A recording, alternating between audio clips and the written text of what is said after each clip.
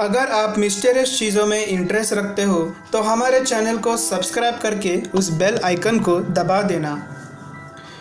कुछ इतिहास की चीज़ें दुनिया में कुछ ऐसी घटनाएं पीछे छोड़ जाती है जिसे सुलझाना भविष्य के लोगों को नामुमकिन हो जाता है। ऐसे ही एक रहस्यमय घटना भूतकाल में भारत के एक गांव में घटी थी। उस गांव का नाम था कुलधारा, जो आज वीरान पड़ा हुआ है। आज हम आपको इसी गांव की कहानी के बारे में बताएंगे।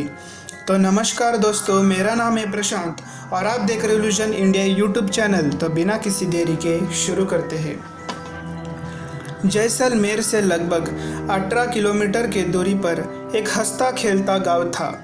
उस गांव का नाम था कुलधारा। कुलधारा राजस्थान का काफ़ी मशहूर गांव था, क्योंकि उस गांव के घरों की बनावट कुछ ऐसी थी कि राजस्थान के उस कड़कती गर्मियों में भी घरों में काफ़ी ठंडी का एहसास हुआ करता था। गांव के तमाम घर झरोखे के ज़रिए आपस में जुड़े थे, इसलिए एक सिरे वाला घर दूसरे सिरे तक अपनी बात को आसानी से पहुंचाई जा सकती थी। उस गांव में 84 लोग रहते थे।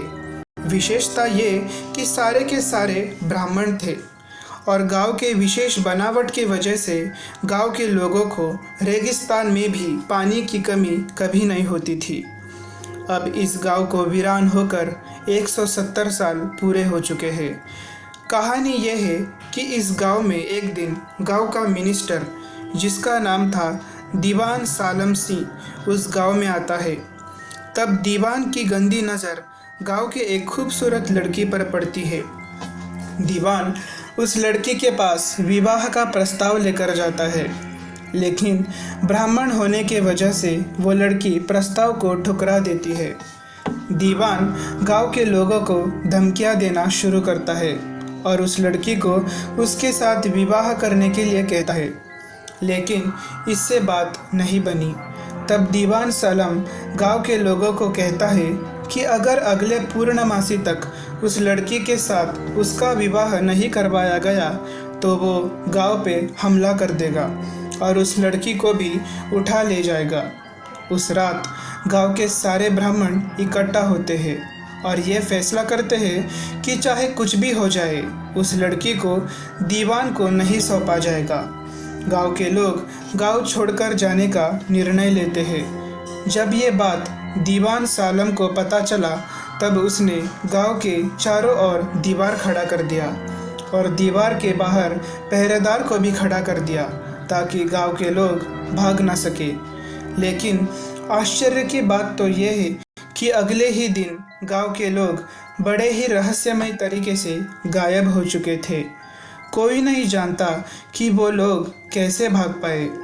हो सकता है किसी पहरेदार ने उनकी मदद की होगी, लेकिन एक बात तो तय थी, गांव के ब्राह्मणों ने गांव छोड़ते वक्त पूरे गांव को श्राप दे दिया, जिसके वजह से ये गांव आज भी वीरान पड़ा है।